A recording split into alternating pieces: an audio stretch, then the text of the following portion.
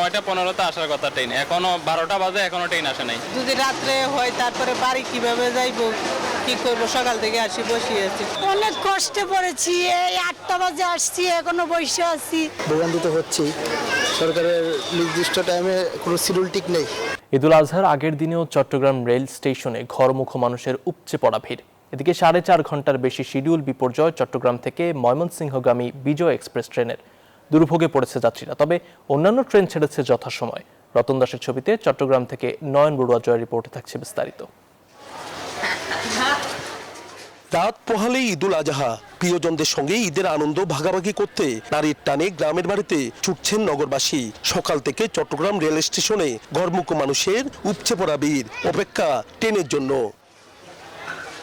এইদিকে সকাল 9:15 ময়মনসিংহগামী ট্রেন বিজয় express Chittagong rail station থেকে ছেড়ে যাওয়ার কথা থাকলেও 4 ঘন্টায়ও ছেড়ে যায়নি ট্রেনটি।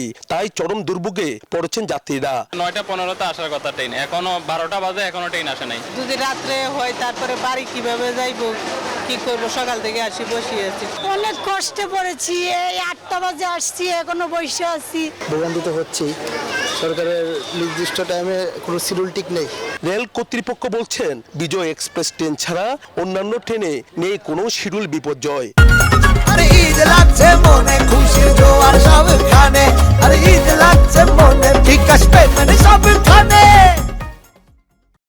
বিজয় এক্সপ্রেস ট্রেন, এই ট্রেনটার শিডিউলটা আমরা ঠিক করতে পারিনি। আমরা আমাদের পক্ষ থেকে সর্বোচ্চ চেষ্টা করছি, কিন্তু হলে যে এক হলে যে এটার লং রুটে চলাচল করে, 2 হলে যে এটা হলে যে অনেকগুলো জায়গায় হলে স্টেশনের যাত্রা বিরতি, 2 হলে যে সেকশনে হলে যে যাত্রী উঠে নামার অন্যান্য সময়ের তুলনায় এই সময় যে সময় বেশি লাগতেছে। এই জন্য এই ট্রেনটার আমরা শিডিউলটাকে মেনটেন করতে পারিনি। তবে বেশিরভাগ ট্রেন যথাসময়ে ছেড়ে যাওয়ায় স্বাচ্ছন্দ্যে বাড়ি ফিরতে পেরে খুশি যাত্রীরা।